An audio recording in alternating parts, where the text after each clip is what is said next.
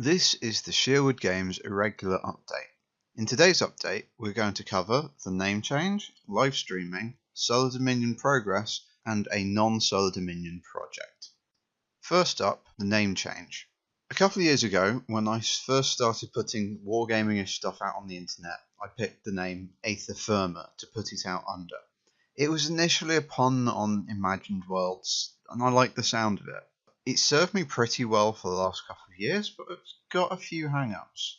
People can't spell it when I say it, and a lot of people seeing it written down can't say it properly.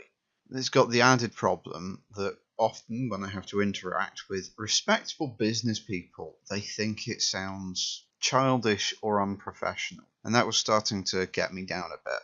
This was compounded with the fact that I recently watched a video from the Game Developers Conference of a talk entitled Put Your Name on Your Game, and it got me thinking. This is, for better or worse, just me. It felt like this was one of the last opportunities I'd have to make a change of this magnitude, and so, Aether Firma is dead. Long live Shearwood Games. If you see Aether Firma floating around on the internet, it's probably just because either I've forgotten to update somewhere or it's gotten stuck in the tubes. I will try and catch both as and when I find them. Second up, live streaming. I've been trying out live streaming as a way to let people see more of the process of how stuff gets made. I'm starting out with a quick little fancy terrain project. For those of you who don't know, Aether Firma started out producing laser cut MDF terrain, so it's been a bit of a nice throwback. But once that's complete in the next week or so, I'll be moving on to more Solar Dominion related things. Next up, Space Station. The rough idea behind the live streams is that I want to do at least one stream every other weekend, with the occasional unscheduled stream on weeknights when I'm working on whatever the project is.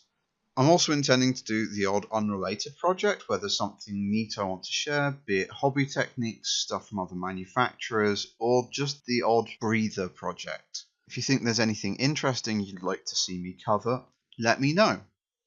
With all this other work going on, work on Solar Dominion is still ongoing.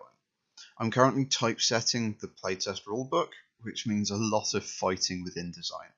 It's taking a lot longer than I'd hoped, but this is also going to be the first thing a lot of people see when they get involved with the game, so I feel like it needs to be the best it can be.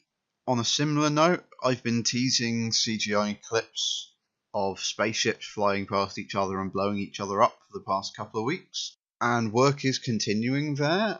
I'm also working on a script for a cinematic trailer, but it's a lot of work.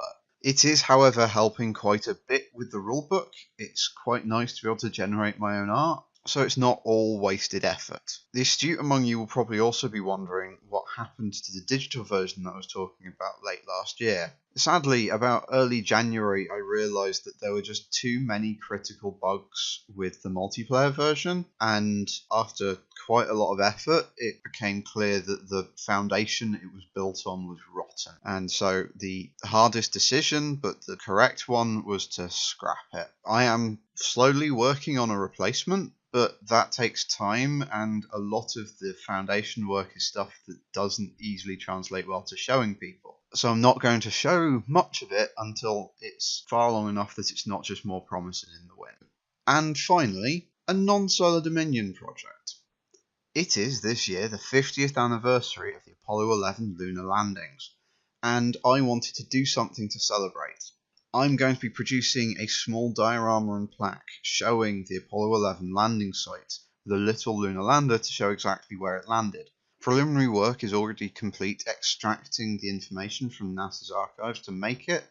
A couple of prototypes have already been printed, and I'm hopeful to get the whole thing ready to ship in time for the actual landing date in July. As an added bonus, it turns out you can just buy lunar asteroids off the internet, so a limited number of them will contain a real piece of the moon. I'll be sharing more information on this project very soon, so keep your eyes peeled. And as I sign off here, just wanted to say that I really appreciate everyone's continued support. It's a long road, especially as a single creator, to build something of this magnitude, and every iota of support means the world to me. That said, thank you very much for listening. See you next time.